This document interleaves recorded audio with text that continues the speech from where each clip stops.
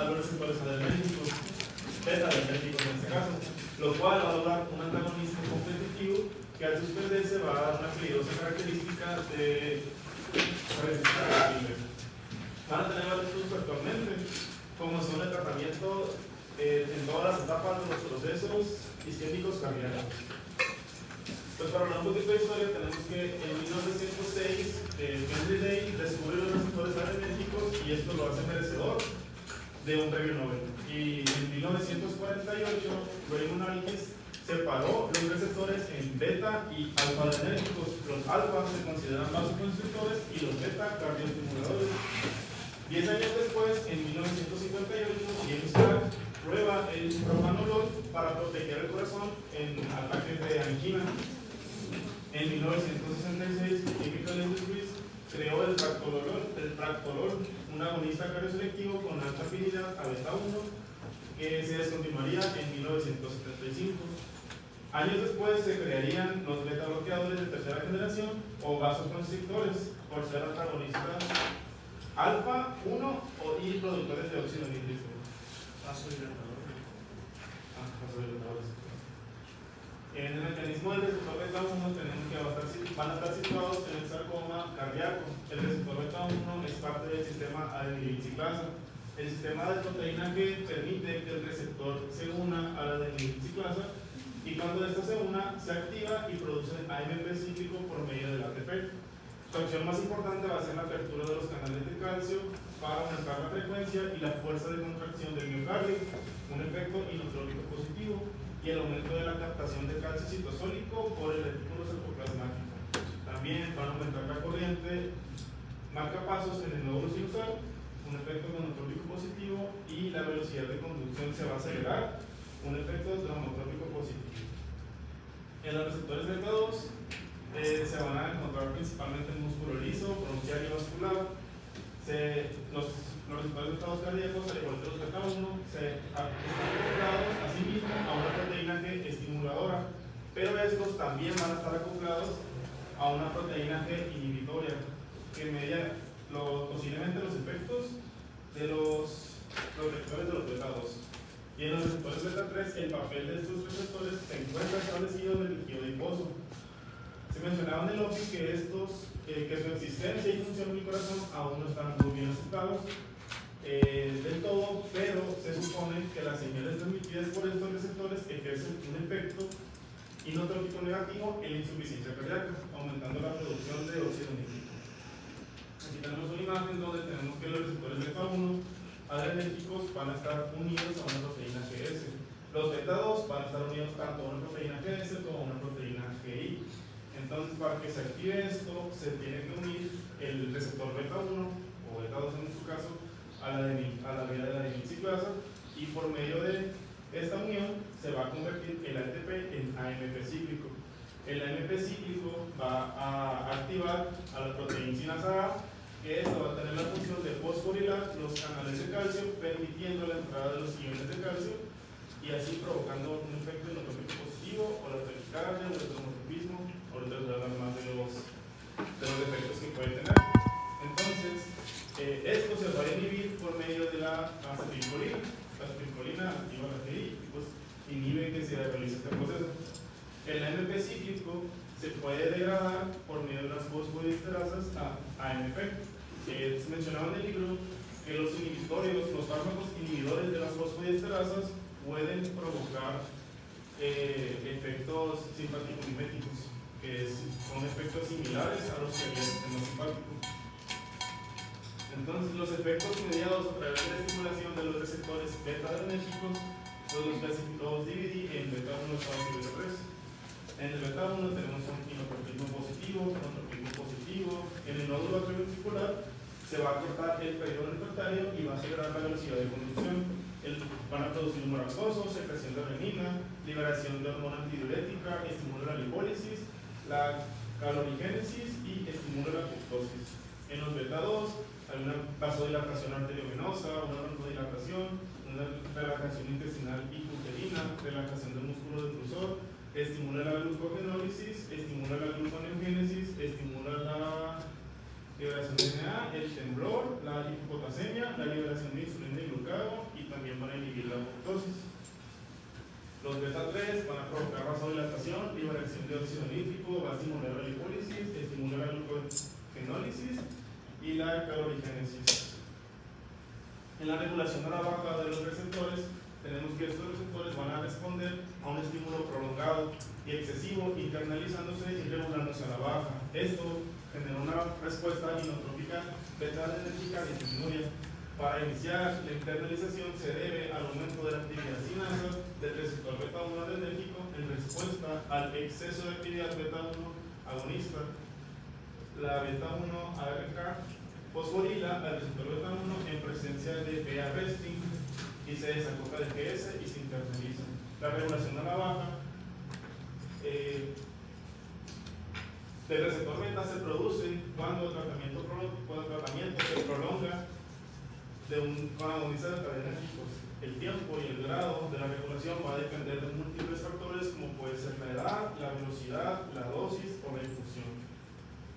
La regulación a la alta, por su parte, es cuando los receptores se van a bloquear de una forma crónica, como en el tratamiento prolongado con beta bloqueantes. Esto va a aumentar el número de receptores beta. Este cambio de densidad de receptores podrá explicar un efecto asombroso del bloqueo beta a lo largo de la insuficiencia cardíaca, la cual mejora la función sistólica en contraste con un efecto inotrópico negativo a corto plazo. Este efecto no es compartido por otros agentes, como los inhibidores de la enzima de la conversión de la angiotensina, que van a reducir la mortalidad en insuficiencia cardíaca. Y para la selectividad de los fármacos, tenemos que para beta-1 está el aprenolol, el carteolol, el nadolol, osprenolol, propanolol y timolol. En beta-1 y beta-2 tenemos el atenolol, el bisoprolol, el celiprolol, el esmolol, metoprolol y nebivolol. Y en beta y alfa-1 el carvedilol y el la betalol. Entonces, para hablar un poquito de los fármacos, tenemos que, pues, empezando con el propanolol, es de característica lipofílico, va a atravesar la barrera hematoencefálica y va a sufrir metabolismo en el primer paso, con una biodisponibilidad del 26%. Sus dosis para hipertensión arterial van a ser de 100 miligramos al día, para angina de 40 miligramos de 2 a 3 veces al día y para arritmias de 10 a 40 miligramos. Pues las indicaciones pues, son las mismas de las dosis, con una presentación del fármaco. El metoprolol, el 12% de este fármaco va a estar unido a proteínas, se va a metabolizar por el citocromo 2D6 y se va a encontrar un 10% en enterado con una biodisponibilidad del 40%. Sus dosis van a ser en hipertensión arterial de 100 miligramos al día, en angina de 50 a 200, en arritmia de 150 a 300 y en infarto agudo del cardio de 50 cada 6 horas. Este también se usa para insuficiencia cardíaca crónica y para síncope vasovagal. Pues las dosis, la presentación más que nada del fármaco es de 100 miligramos. Siguiendo tenemos el nadolol, que va a estar un 30% unidos a proteínas y se va a eliminar por vía renal, una biodisponibilidad del 36% y su dosis es de 40 miligramos tanto en angina como para hipertensión arterial. También se usa para temblor distal. El betalzolol es un agonista beta-1 con una unión a proteínas del 60% y que se usa en afectaciones oculares y pulmonares. Una disponibilidad del 84% y su dosis pues, oftálmica sería de una gota al 0.5% 2 veces al día. Sería la inicial con una gota al 0.25, perdón, 2 veces al día de mantenimiento, perdón. Y para hipertensión arterial es de 10 a 20 miligramos al día y una angina de 20 miligramos al día. Se usa para tratamiento del glaucoma crónico y para hipertensión ocular. El timolol va a ser un antagonista beta no selectivo con una proteína del 10 al 60%, una vida media de 15 horas con una disponibilidad del 50%. Su dosis en post-infarto miocardio va a ser de 10 miligramos 2 veces al día, en hipertensión arterial de 10 a 20 miligramos 2 veces al día, en migraña de 10 miligramos 2 veces al día, en angina crónica de 10 y en temblor también de 10. El atenolol va a tener una mayor afinidad beta-1 con efectos cronotrópicos e inotrópicos y va a disminuir la frecuencia cardíaca, la presión arterial y va a aumentar el periodo refractario. Una biodisponibilidad del 50% con una dosis de 100 a 50 miligramos y se usa para tratar angina y IBC, hipertensión arterial y IBC. El fármaco bisoprolol va a estar unido a proteínas en un 30% va a ser un mayor antihipertensivo que el propanolol y se combina con IECAS. Una biodisponibilidad del 80%, una dosis de 10 miligramos en hipertensión arterial o angina, y cuando sea insuficiencia renal o hepática no se debe aumentar la dosis de 10 miligramos y se usa para tratar angina, infarto de miocardio, hipertensión, insuficiencia cardíaca, fibrilación auricular y migraña. El acebutolol va a ser una absorción oral y va a estar unido a proteínas en un 26%, una biodisponibilidad de 50 a 60%, con una dosis de 200 a 400 miligramos y se usa para tratar hipertensión arterial y angina. Por último, tenemos el nebivolol, que va a ser selectivo a beta-1, relata los vasos sanguíneos y desacelera el ritmo cardíaco, mejorando el flujo sanguíneo. Va a tener una biodisponibilidad del 12% y sus dosis es de hipertensión arterial de 5 miligramos. Y en insuficiencia cardíaca crónica va a ser un aumento gradual. Cuando el paciente tenga nefropatía o sea un anciano, se le va a dar la mitad de la dosis, que es de 2.5 miligramos al día, y se usa para tratar angina, insuficiencia cardíaca e infarto agudo del miocardio. En las insuficiencias cardíacas tenemos que esto se usa en el pecho. Y con la angina del pecho tenemos que es cuando hay un bajo flujo sanguíneo en el corazón, por lo tanto con un dolor que se puede irradiar ya sea al lado izquierdo, al hombro, a la mandíbula o al cuello. Entonces, el bloqueo beta lo que buscamos aquí es disminuir la demanda de oxígeno, bajando la frecuencia cardíaca y la fuerza de contracción. Así también, pues mejoramos el flujo sanguíneo al aumentar el tiempo de llenado coronario de la diástole. Asimismo, se ajusta la dosis para asegurar una frecuencia cardíaca entre 55 a 60 latidos por minuto. En algunos pacientes la frecuencia cardíaca puede estar debajo de 50 siempre que no haya un bloqueo cardíaco o otro síntoma.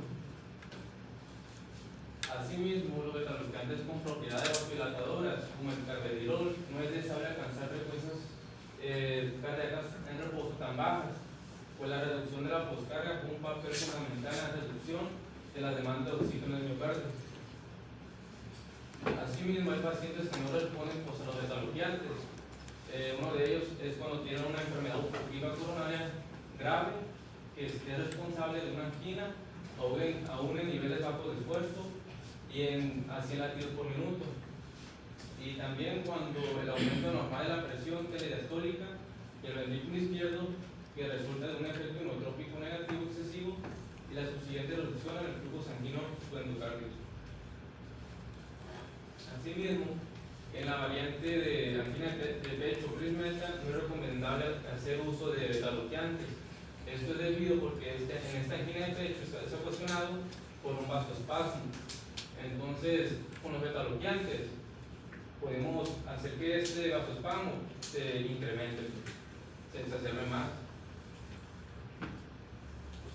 Asimismo, hay que tener cuidado con la abstinencia de beta-bloqueantes, ya que si lo quitamos de forma repentina, podemos ocasionar que se exacerbe la angina de pecho y hasta ocasionar un infarto agudo del miocardio. Asimismo, el tratamiento, ya sea de este síndrome coronal, de este síndrome de abstinencia, pues consiste en restaurar el tratamiento con beta-bloqueantes.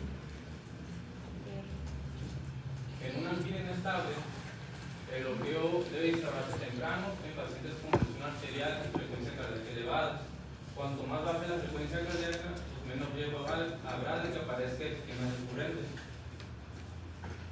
Asimismo, la isquemia miocárdica siguiente, que básicamente es cuando la isquemia no presenta síntomas, pues el atenolol siempre es administrado durante un año, pues reduce la frecuencia de nuevos eventos.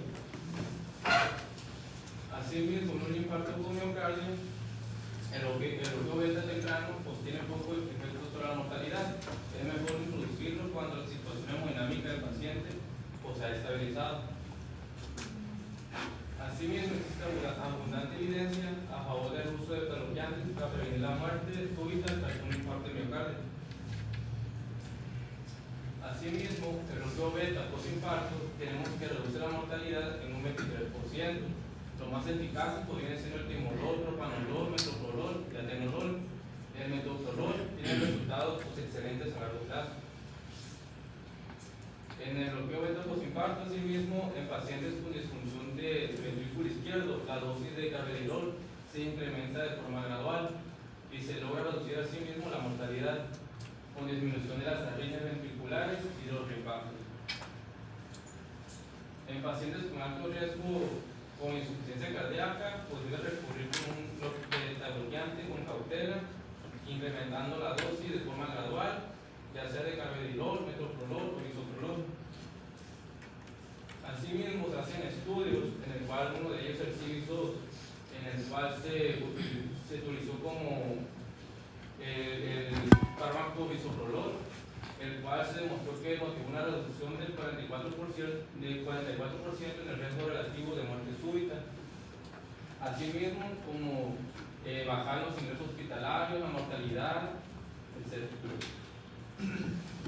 En hipertensión tenemos que los beta-bloqueantes no son de primera elección. Estos se usan cuando los fármacos, ya sea de los IECA, los diuréticos, los ARA2, pues no hayan funcionado. Entonces aquí usaremos los beta-bloqueantes. Asimismo, cuando el paciente pues, tenga complicaciones, ya sea una insuficiencia cardíaca, arritmias, etc.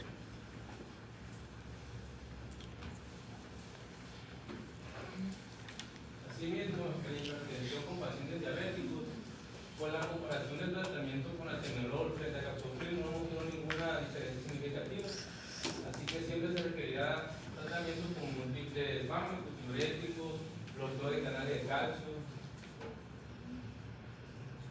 Asimismo, hay que tener cuidado con las combinaciones de fármacos, porque si se combinan los beta-bloqueantes con tiazida, aumenta el riesgo de diabetes. Asimismo, la combinación de atenolol con un diurético produce diabetes más grave que la combinación de un ARA con el mismo diurético a dosis iguales. El carvedilol puede incrementar la sensibilidad hacia el mismo de la insulina. Por ejemplo, un buen tratamiento combinado pues, sería la mezcla de bisoprolol, ya sea de 2.5 y ir incrementando a 10 miligramos, más una dosis baja de hidroclorotiazida, que es un diurético, de 6.25 miligramos. Y pues esto ha sido probado como tratamiento para hipertensión sistémica. En las arritmias cardíacas, pues tenemos que las arritmias pues, vienen siendo una serie irregular de latidos del corazón y se pueden manifestar como taquicardia. Asimismo, los beta-bloqueantes pues, se clasifican como antiarrítmicos clase 2 y son los únicos que inhiben lo que viene siendo el sistema nervioso simpático, ya que los demás antiarrítmicos se enfocan más en los canales iónicos. Y pues esto lo que hacen es pues, contrarrestar el efecto proarrítmico en la actividad simpática ejercida sobre el miocardio. Y pues el fármaco sotalol es de los principales utilizados. Asimismo, en la insuficiencia cardíaca congestiva, tenemos que estos estadios iniciales suponen una caída del gasto cardíaco, que conlleva una hipoperfusión de los órganos periféricos. Entonces, el cuerpo, como mecanismo compensatorio, activa el sistema nervioso simpático, lo que libera noradrenalina, aumentando la frecuencia cardíaca y la fuerza de contracción. Y esto, pues, señal es transmitida por los receptores y quimioreceptores. Entonces, así se logra que suba el gasto cardíaco y pues, la presión arterial. Asimismo, un aumento sostenido del gasto cardíaco y la frecuencia cardíaca, pues a causa de la norepinefrina, produce un aumento de la demanda de oxígeno que puede producir isquemia y estrés oxidativo.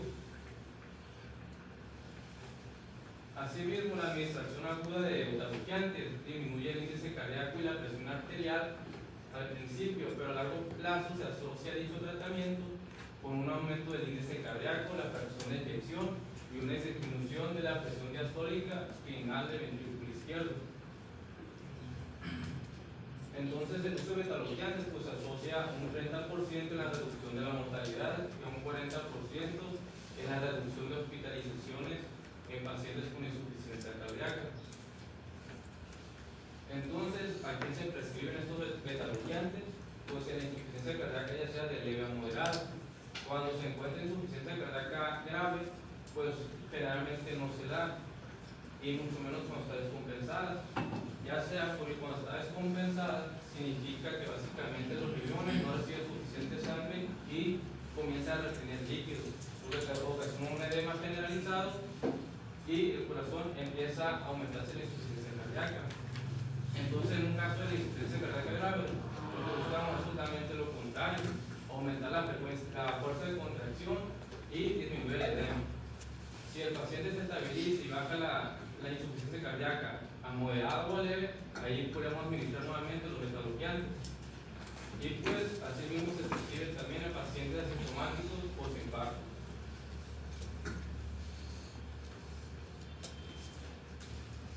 Bueno, en las explicaciones no cardíacas se puede utilizar en cirugía vascular. El bloqueo es un efecto protector significativo, ya que en los pacientes seleccionados, en su uso perioperatorio, se basa en la capacidad de los beta-bloqueadores para disminuir la frecuencia cardíaca, la presión arterial y también la contractilidad miocárdica, reduciendo así el estrés del corazón durante el periodo quirúrgico. Las decisiones sobre su uso deben ser individualizadas, basadas en una evaluación del perfil del riesgo-beneficio de cada paciente y las guías de clínicas y un congreso entre el cirujano vascular, el cardiólogo y el anestesiólogo. ¿Qué beneficios potenciales? Pues la reducción de la isquemia miocárdica, el control de la frecuencia cardíaca y obviamente por la presión arterial. Riesgos potenciales que puede haber: el aumento de una ACV, que es un accidente cerebrovascular, una hipotensión, lo que puede también haber una bradicardia. También el aumento de la mortalidad del paciente. En las guías y recomendaciones actuales se recomienda continuar con el tratamiento con beta-bloqueadores en pacientes que ya lo estén tomando. Crónicamente para indicaciones cardíacas, la interrupción abrupta puede ser perjudicial para el paciente, por lo que ya expliqué mis compañeros anteriormente. También puede considerarse el paciente de alto riesgo cardiovascular sometidos a cirugía vascular mayor. Sin embargo, la decisión debe individualizarse y basarse en evaluaciones exhaustivas del riesgo-beneficio, por anteriormente indicado. Iniciar los beta-bloqueadores con suficiente antelación a la cirugía para permitir la titulación de la dosis y asegurar una respuesta hemodinámicamente estable. También se debe evitar la iniciación de beta-bloqueantes el día de la cirugía en la mayoría de los casos. El manejo perioperatorio debe incluir una monitorización cuidadosa de la frecuencia cardíaca y la presión arterial. Los pacientes asociados a cirugía vascular a menudo también tienen un riesgo alto cardiovascular subyacente. La tirotoxicosis se puede usar junto con los fármacos antitiroideos, ya sea el yodo radioactivo como agentes exclusivos antes de una cirugía. Los beta-bloqueadores pueden emplearse para controlar los síntomas de la tirotoxicosis, aunque no se reduce el estado hipermetabólico. El beta-bloqueador controla la taquicardia, las palpitaciones y el temblor junto con el nerviosismo, y va a reducir la vascularización de la glándula tiroides, por lo que va a facilitar la cirugía de la reina. En la tormenta tiroidea puede administrarse propanolol intravenoso 1 miligramo por minuto. En total serán 5 miligramos de una vez. Como el colapso circulatorio constituye un riesgo de bloqueo del beta-bloqueador, se debe usar en tormentas tiroideas solo si se ha comprobado una función normal en el ventrículo izquierdo mediante pruebas muy masivas convencionales. También se puede utilizar en el estado de ansiedad. Aunque el propanolol es más bien utilizado en ansiedad, puede emplearse también como en Estados Unidos. Los beta-bloqueantes pueden ser eficaces no por su efecto central, sino por la reducción de las manifestaciones periféricas como la ansiedad por el temblor y la taquicardia. En el glaucoma también se pueden usar en soluciones oculares tópicas de los beta-bloqueadores. Está bien establecido para el glaucoma del ángulo abierto. Se ha de tener cuidado con los pacientes ocasionales secundarios, efectos secundarios sistémicos como disfunción sexual, broncoespasmo y bradicardia. Entre los agentes aprobados para el tratamiento del glaucoma en Estados Unidos están los timos selectivos como el timolol, el cartiolol, levobunolol y el metipranolol. El cardioselectivo betaxolol puede ser una ventaja para evitar efectos secundarios en pacientes con broncoespasmo. También se puede utilizar en la migraña. El más utilizado es el propranolol de 80 a 240 miligramos diarios. Este está utilizado en Estados Unidos de manera preventiva, reduciendo la incidencia de ataques de migraña en el 60% de los pacientes. El mecanismo implica, al parecer, una vasoconstricción beneficiosa. El efecto antifibroso es profiláctico, y no para ataques, ya que están establecidos. Si no hay ninguna respuesta positiva en las 4 o 6 semanas siguientes al tratamiento, el fármaco debería ser interrumpido. ¿Cuáles son los efectos adversos de esto? Pues los mecanismos principales son espasmo de la musculatura lisa, que viene siendo broncoespasmo, que viene siendo la vasoconstricción de las vías respiratorias, las extremidades frías, que viene siendo la vasoconstricción periférica, exageración de las acciones terapéuticas cardíacas, que es la bradicardia, bloqueo cardíaco, efecto inotrópico negativo exagerado, que es la disminución de la fuerza de contracción cardíaca. Y el tercero es el paso del sistema nervioso central, como insomnio, depresión y el cansancio. Porque algunos medicamentos, como lo mencionaba anterior, son lipofílicos y atraviesan la barrera hematoencefálica y tienen penetración. Entonces, afectan a ellos. Cardíacas, pues absolutas son bradicardia grave, bloqueo cardíaco de primer grado, shock cardiogénico, fallo ventricular izquierdo no tratado. Su uso frecuente en la insuficiencia cardíaca estabilizada, como lo comentó Julio anteriormente, y tratada convencionalmente. Relativas, angina, y como mencioné anteriormente, evitar la retirada súbita y ser peligroso en pacientes no cumplidores del tratamiento. También es el espasmo adrenal. Pulmonares absolutas en el asma grave está contraindicada.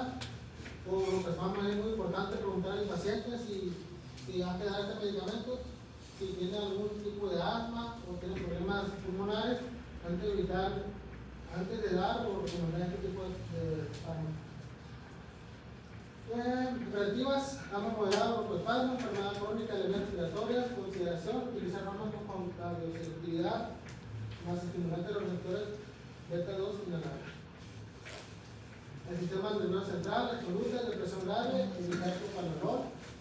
Relativas, sueños vividos, alucinaciones visuales, considerar propranolol. Cansancio, posible con todos los metabloqueadores, si es por bradicardia, considerar vasodilatadores, impotencia. Posible para evaluar los usos de diuréticos, considerar cambiar a IECAS o ARA2, interacción con fármacos psicotrópicos con efecto de simpático mimético. En vasos periféricos y fenómenos de Raynaud, es absoluta la enfermedad vascular periférica activa, gangrena, necrosis dérmica, claudicación grave, progresiva, dolor en reposo. En relativas, extremidades frías, ausencia de fluxos periféricos, fenómeno de Raynaud, precaución evitar metabloqueantes no selectivos, propranolol, sotalol, nadolol, y recomendación de agentes vasodilatadores. Diabetes mellitus. Relativa a los metabloqueantes no selectivos pueden disminuir la respuesta a la hipoglucemia. Recomendación: utilizar agentes selectivos beta-1. En el síndrome metabólico, los metabloqueantes pueden aumentar la glucosa en sangre de 1 a 1.5 milimoles por litro y empeorar la sensibilidad a la insulina. Precaución: este efecto es más pronunciado en el tratamiento combinado con diuréticos, y la recomendación es ajustar o evitar la combinación con diuréticos. En la insuficiencia renal, también es relativa a reducir la dosis de los metabloqueantes que se eliminan por la vía renal o disminuir el flujo renal.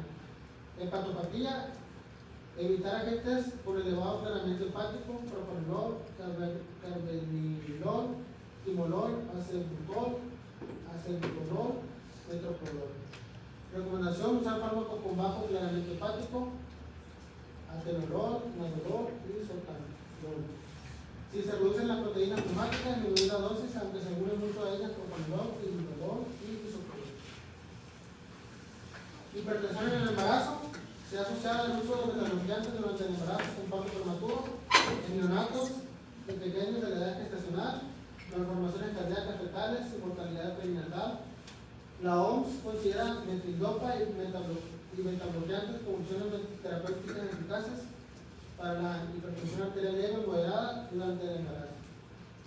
Tabaquismo, la eficacia de los beta-bloqueantes y otros agentes antihipertensivos en la reducción de los eventos coronarios puede ser menor o mayor. Y pues dejar de fumar es la intervención prioritaria. En la hiperlipidemia, los beta-bloqueantes no selectivos pueden aumentar los triglicéridos y disminuir el HDL, y este efecto clínico generalmente es modesto. Los beta-bloqueantes selectivos tienen menor impacto lipídico. Los alfa-bloqueantes y beta-bloqueantes, los dilatadores, pueden tener un perfil lipídico más neutro o favorable. El efecto sobre el lípido no suele ser una contraindicación primaria, sino suele ser por otra razón. También en ancianos. En hipertensión arterial, puede quejar, considerar otras opciones, vigilar farmacocinética y efectos adversos.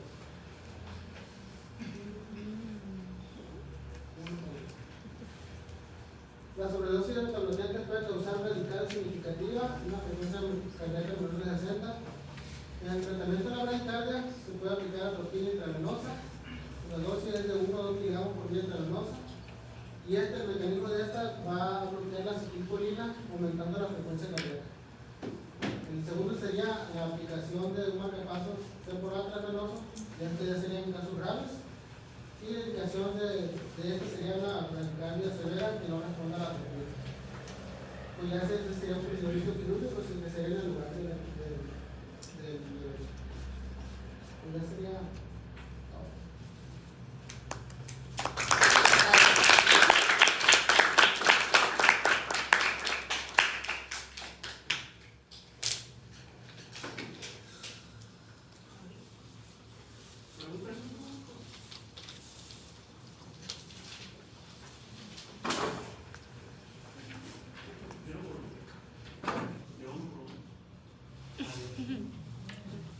Bueno, yo leí que en personas pues, que consumen beta-bloqueantes, esto reduce la capacidad de respuesta al ejercicio, pues porque se disminuye el gasto cardíaco de la frecuencia cardíaca. Ajá. Entonces, en estos pacientes, en el caso de que sea un paciente joven y tenga que tomar un beta-bloqueante, ¿le contraindicaría ejercicio o sí? ¿O le das uno con ácido?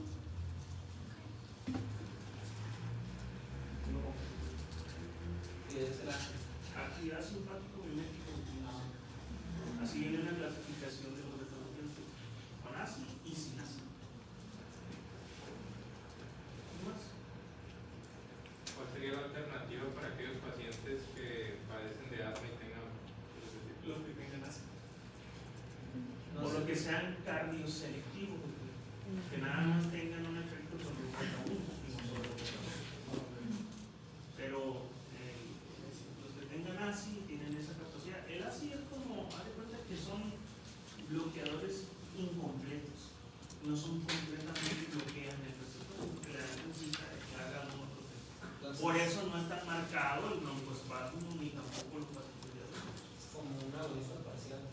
Antagonistas, son Antagonistas. antagonistas, son antagonistas. Sí, porque he leído que incluso aún siendo selectivos pueden causar hipertensión. Es correcto, pero si son selectivos beta-1 es menos que los demás.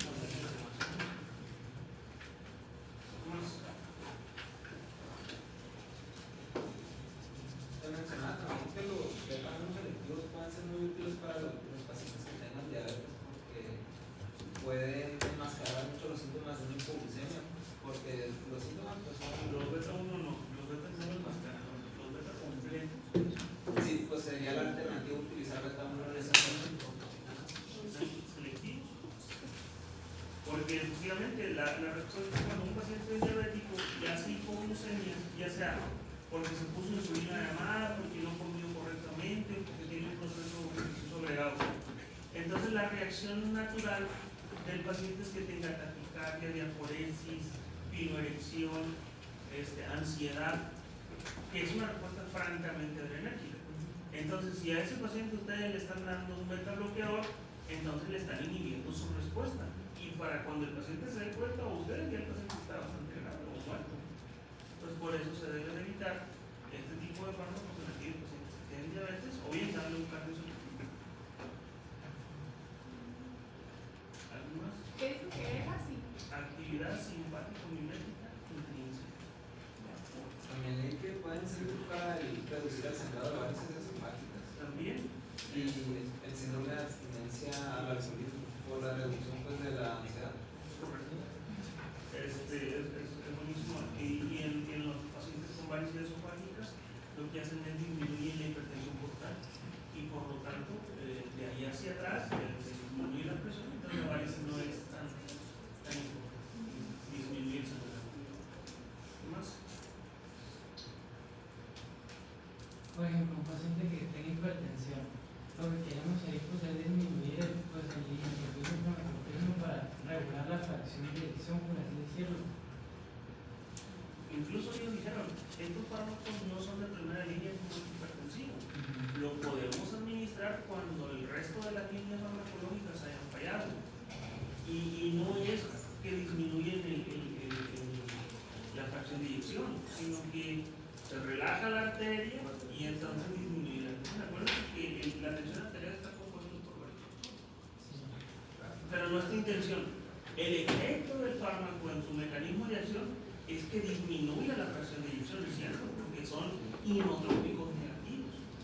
¿Sí? Pero no es lo que tú vas buscando, que disminuya la tensión, pero no es uno de los de primera línea.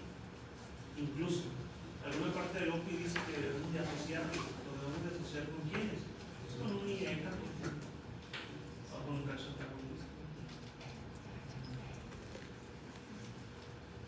Los de tercera generación tienen la capacidad de estimular al óxido nitroso para que éste trabaje como un vasodilatador. Entonces, vasodilata, baja la presión. Los de tercera generación son bisoprolol. Y por ejemplo, un paciente que tiene hipertensión y le das, o sea, ¿qué diferencia hay si le das uno? O sea, hay una gran diferencia si le das un cardio selectivo o uno no selectivo. Claro, estamos hablando de ellos. El que no es cardio selectivo quiere decir que te puede bloquear beta 1, beta 2, beta 3 y alfa. O sea, los 4 o los 5 que tienes te los puede bloquear. En cambio, si le das un selectivo, nomás te va a agarrar beta 1. ¿Me explico? Y los restos lo va a hacer la función normal.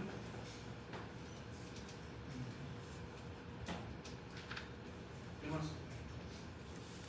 También algo interesante que me pareció fue que en los pacientes con tumores de células cromafinas, o sea, fibroblastoma, tienen que averiguar si pues lo tienen, porque en caso de tenerlo das un beta bloqueante y si no es selectivo, bloqueas los beta 2 y toda esa adrenalina, si uno de los altos, lo mandas una hipertensión. Correcto. Están contraindicados. Bien, ¿qué más, chicos? Estos fármacos también se utilizan en crisis hipertensiva del embarazo, como la betalol. Es uno de los. Aquí no hay presentación bioral, aquí hay presentación intravenosa nada más. Y recuerden que estos fármacos no fueron exclusivos para la hipertensión. También lo utilizamos en cardiopatía isquémica, en insuficiencia cardíaca, en hipertiroidismo, en cefalea migrañosa, en temblores no parkinsonianos, en glaucoma. ¿Sí? Entonces, quiere decir que estos fármacos o este grupo farmacológico tiene otro tipo de indicaciones que no son exclusivas cardiovasculares. Es otra de las características en las que nos podemos basar para seleccionar nosotros beta bloqueadores.